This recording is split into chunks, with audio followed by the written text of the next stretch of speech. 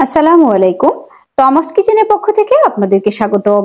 আজকে আমি আপনাদের সাথে শেয়ার করছি সুজির মিষ্টি রেসিপিটি। এটা বড়ার মতো দেখা যায় বলে এর নাম বলা হয় রস বড়া মিষ্টি। অনেকে এটা ভেজে করেন, কিন্তু আমি আজকে ভেজে করছি না। চলুন তাহলে আজকে আমি দেখিয়ে দেই কিভাবে এই সুজির মজাদার রেসিপিটা আমি করেছি। সুজির রসবড়া তৈরি করে নেওয়ার জন্য আমি প্রথমে চুলায় একটি প্যান বসিয়ে তার মধ্যে 2 টেবিল চামচ পরিমাণে ঘি অ্যাড করে দিলাম।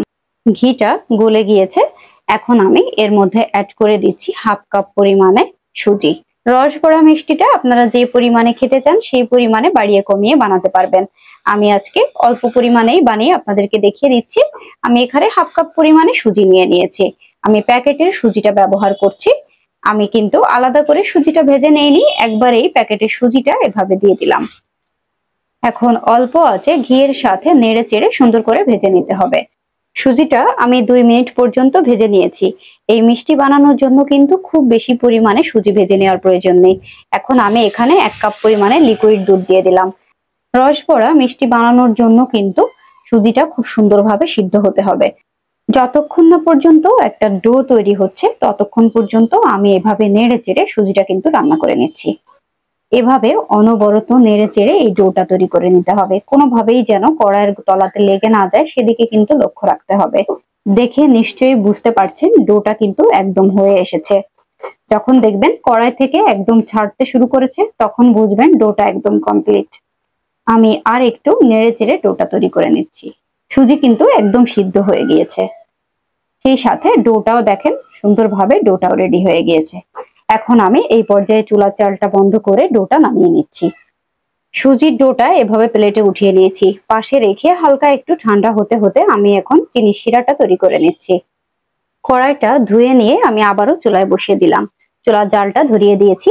আমি এখন এখানে 1 কাপ পরিমাণে পানি অ্যাড করে দিয়েছি, সেই সাথে দিয়েছি 1 কাপ পরিমাণে চিনি। আর এখানে নিয়ে নিলাম 4-5টা এলাচ। আমি মুখ থেকে একটু ফাটিয়ে নিয়েছি যাতে ফ্লেভারটা সুন্দরভাবে শিরার সাথে মিশে যায়।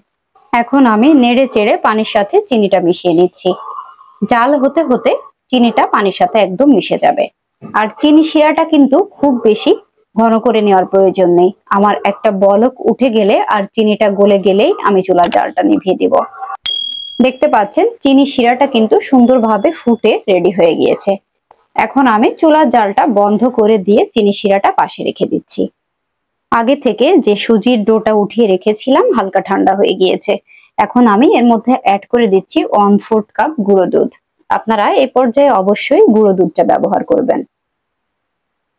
এখন আমি এই ডো এর সাথে সুজির সাথে সুন্দরভাবে গুঁড়ো দুধটা মথে নিব। আপনারা অবশ্যই এই পর্যায়ে সুন্দরভাবে মথে নেবেন, তাহলে কিন্তু মিষ্টিটা বেশি ভালো হবে। গুঁড়ো দুধের সাথে সুন্দরভাবে সুজিটা মথে নিলাম। এখন আমি এখান থেকে ছোট ছোট ডো নিয়ে মিষ্টিগুলো বানিয়ে নিব। আমি এখানে ছোট্ট একটা ডো নিয়ে নিয়েছি। দেখুন হাত দিয়ে ঘুরিয়ে আমি এভাবে বড়ার মতো বানিয়ে নিচ্ছি। আপনারা চাইলে অন্য যে কোনো শেপে বানিয়ে নিতে পারবেন। সবগুলো ডো থেকে এভাবে বড়ার মতো শেপে সবগুলো মিষ্টি বানিয়ে নিলাম। আগে থেকে যে শিরাটা রেডি করে রেখেছিলাম শিরার মধ্যে এখন মিষ্টিগুলো দিয়ে দিব। চুলার জাল মিডিয়ামে রেখে আমি একটা একটা করে মিষ্টি দিয়ে দিচ্ছি। সুজির রসগোল্লা একই পদ্ধতিতে তৈরি করে। আমি যেহেতু বড়ার শেপ দিয়েছি তাই এটাকে রস বড়া বলছি। এখন একটু চুলার উপর রেখে সুন্দরভাবে জাল করে নিচ্ছি। প্রিয় দর্শক, দেখতে পাচ্ছেন সুন্দরভাবে জাল উঠে গিয়েছে। এভাবে জাল করে নিলে চিনি শিরাটা সুন্দরভাবে মিষ্টির ভিতর ঢোকে। 3-4 মিনিট আমি সুন্দরভাবে জাল করে নিয়েছি। এখন আমি চুলার জালটা নিভিয়ে দিচ্ছি। এই পর্যায়ে মিষ্টিগুলোকে ঢাকনা দিয়ে ঢেকে আমি 1 ঘন্টার জন্য রেস্টে রাখছি। 1 ঘন্টা পরে আমি ফিরে আসছি। প্রিয় দর্শক, মিষ্টিগুলো আমি 1 ঘন্টা ভিজিয়ে রেখে তারপর ফ্রিজে রেখেছিলাম। ফ্রিজ থেকে 2 ঘন্টা পরে নামিয়ে তারপর আপনাদেরকে পরিবেশন করে দেখিয়ে দিচ্ছি। দেখতে পাচ্ছেন মিষ্টিগুলো কিন্তু রসে ডুবে আরো বড় হয়ে গিয়েছে। আপনারা চাইলে এই কম উপকরণ দিয়ে এমন একটা মিষ্টি কিন্তু তৈরি করে নিতে পারবেন। এই মিষ্টিটা অতিথি আপ্যায়নে কিন্তু খারাপ হবে না। আপনারা চাইলে একবার চেষ্টা করতে পারেন। আজকের এই রেসিপিটি যদি আপনাদের ভালো লাগে আপনারা ফ্রেন্ড এন্ড ফ্যামিলির সাথে শেয়ার করতে পারেন। সেই সাথে তমাস কিচেনের চ্যানেলটি সাবস্ক্রাইব করে তমাস কিচেনের পাশে থাকবেন। দেখা হবে আবারও কোনো নতুন ভিডিও নিয়ে, নতুন কোনো রেসিপি নিয়ে। সেই পর্যন্ত আপনারা ভালো থাকুন, সুস্থ থাকুন। আল্লাহ হাফেজ।